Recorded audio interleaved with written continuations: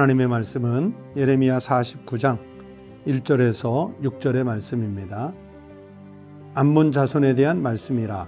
여호와께서 이와 같이 말씀하시되 이스라엘이 지식이 없느냐 상속자가 없느냐 말감이 갓을 점령하며 그 백성이 그 성읍들에 사는 것은 어찌 됨이냐. 여호와의 말씀이니라. 그러므로 보라, 날이 이르리니 내가 전쟁 소리로 암몬 자손의 랍바에 들리게 할 것이라. 랍바는 폐어덤이 언덕이 되겠고 그 마을들은 불에 탈 것이며 그때에 이스라엘은 자기를 점령하였던 자를 점령하리라. 여호와의 말씀이니라. 에스보나 슬피 울지어다. 아이가 황폐하였도다. 너희 랍바의 딸들아 부르짖을지어다. 굵은 배를 감고 애통하며 울타리 가운데에서 허둥지둥할지어다. 말감과 그 제사장들과 그 고관들이 다 사로잡혀 가리로다. 패역한 딸아 어찌하여 골짜기 곧 내 흐르는 골짜기를 자랑하느냐. 내가 어찌하여 재물을 의뢰하여 말하기를 누가 내게 대적하여 오리요 하느냐. 주 만군의 여호와의 말씀이니라. 보라, 내가 두려움을 내 사방에서 내게 오게 하리니 너희 각 사람이 앞으로 쫓겨 나갈 것이요 도망하는 자들을 모을 자가 없으리라. 그러나 그 후에 내가 암몬 자손의 포로를 돌아가게 하리라. 여호와의 말씀이니라. 오늘 아침 우리에게 주신 하나님의 말씀입니다. 성도 여러분, 오늘도 하나님께서 우리에게 새 날을 주셨습니다. 하나님께서 주신 생명 소중하게 여기셔서 하나님 은혜 안에 잘 지켜가는 축복된 믿음의 성도들이 되시기를 바랍니다. 46장부터 51장까지 계속해서 여러 열방에 대한 심판 예언의 말씀이라고 말씀을 드렸는데, 여기 49장에는 여러 나라가 나옵니다.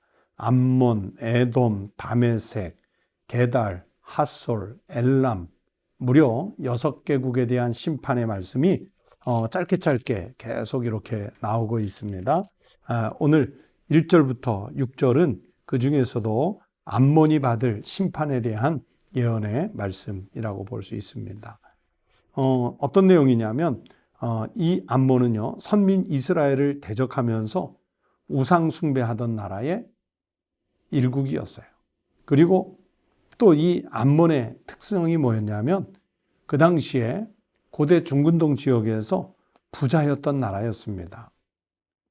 그랬는데 그런 나라 암몬이 하나님의 심판을 받아서 그 수도, 여기 랍바라는 이름이 자주 나오죠. 그 수도가 황폐해지고, 그리고 그들이 숭배하던 신 말감, 이 암몬 사람들은 말감이라는 신을 섬겼습니다. 그 말감이 이제 포로로 잡혀갈 것이다.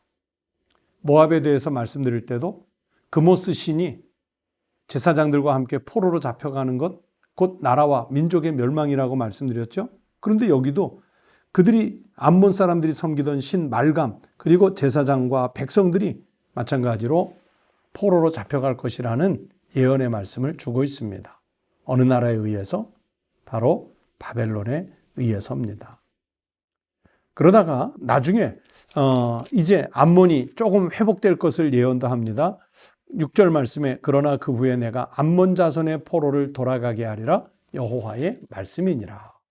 암몬 자손은 완전히 멸족당하는 것이 아니라 또 일부 회복해 주실 것이라는 하나님의 약속의 말씀이 여기에 있는데, 그래도 암몬 족속을 향해서는 하나님이 일정한 자비를 베푸시는 모습을 보여주시고 있습니다.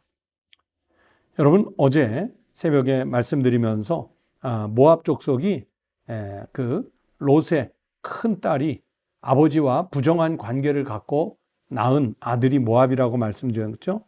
창세기 19장에 나오는 말씀입니다. 마찬가지로 이 암몬 족속도 마찬가지예요. 암몬 족속도 바로 롯의 작은 딸이 자기 아버지와 언니처럼 동침을 해서 낳은 그 아들이 베남미예요. 베남미. 그 베남미의 후손들이 나중에 이제 암몬 족속을 형성을 하게 된 거죠. 창세기 19장 38절에 나오는 말씀입니다. 모압이 이스라엘 민족에게 형제 국가였던 것처럼 마찬가지로 이 암몬 족속도요, 이스라엘과 가까운 혈연 관계를 갖고 있습니다. 왜냐하면 믿음의 조상 아브라함과 그리고 그의 족과 롯의 후손들의 관계이기 때문입니다. 모압 족속이 그랬던 것처럼 이 암몬 족속도 마찬가지로 이스라엘에게는 언제나 적대적인 행위를 일삼던 사람들입니다.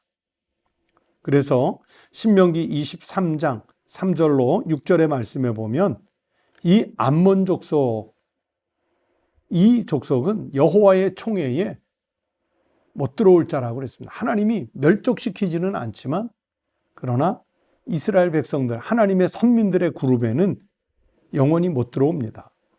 그것은 모압 족속도 마찬가지예요.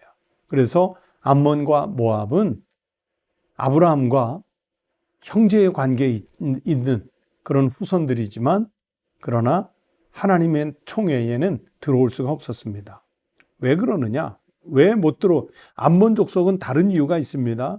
신명기 23장 4절, 5절 말씀에 보면 이스라엘 민족이 출애굽해서 가나안 땅을 향해 가고 있을 때 거짓 선지자 발람에게 발락이라는 왕이 뇌물을 주어서 이스라엘을 저주해 달라고 부탁하는 장면이 있습니다.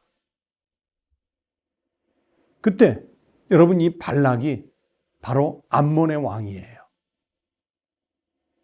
하나님이 선택한 민족을 자기의 인간적 의지 때문에 저주하려고 했다는 얘기는 하나님께 대적하는 행위였거든요. 그래서 하나님은 그 하나님의 선민을 저주하려고 한 암몬 족속은 여호와의 총회에 들어오지 못한다. 비록 이스라엘과 형제국일지라도 그렇게 말씀을 하셨습니다. 사무엘상 11장 1절 2절을 보면 이스라엘의 초대 왕인 사울과 암몬의 전쟁의 역사가 기록되어 있습니다. 또 사무엘하 10장부터 11장에 보면 다윗과 암몬의 전쟁이 묘사가 되어 있어요. 바로 다윗이 밧세바를 간음한 행위를 일으킨 그 범죄한 전쟁이 바로 사무엘하 10장, 11장에 나오는 암몬과의 전쟁입니다. 이렇게 늘 이스라엘과 암몬 족속은요, 국경을 맞대고 있으면서 적대적이었어요. 그래서 오늘 이 본문이 기록될 당시만 해도요, 첫 번째 열왕기하 15장 29절에 보면 북왕국 이스라엘이 아수르에게 공격을 받는 틈을 이용해서, 북왕국 이스라엘은 얼마나 지금 혼돈스럽겠어요?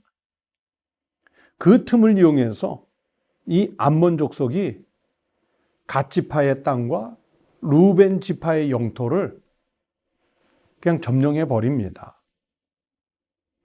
그러다가 또 두 번째 보면 바벨론이 침공해 왔을 때 열왕기하 24장 2절에 보면 이스라엘 민족을 멸망시키려고요, 바벨론에게 협력을 합니다. 그리고 또 세 번째 보면 예루살렘이 멸망을 당할 때 에스겔 25장 1절부터 7절에 보면 형제국이었는데 기뻐해요. 아주 기뻐합니다. 그리고요, 우리가 예레미야서를 계속 공부해 오는데 여러분 예레미야 40장의 말씀을 나중에 시간을 내서 다시 읽어보세요.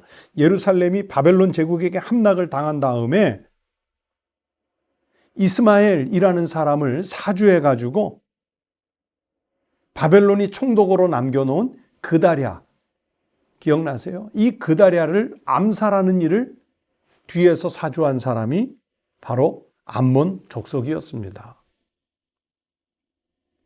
그렇게 이스라엘 민족을 향해서 끊임없이, 정말 끊임없이 아주 아픈 행위를 했던 사람들이 암몬 족속이었습니다.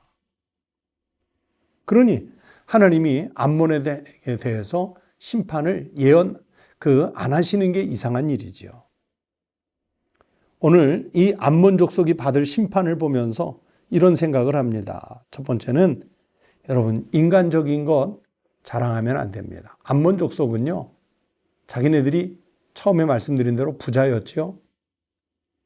그리고 자기네들의 성을 지킬 수 있을 만큼 천혜의 요새를 갖고 있었습니다.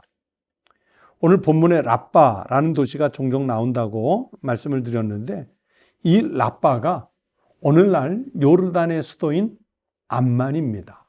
비슷하죠? 암만. 저도 이 라빠, 오늘날의 암만을 여러 번 가봤는데 차를 타고 눈으로만 봐도요, 정말 천혜의 요새라는 걸 알 수 있습니다. 난공불락과 같은 그런 도성이에요.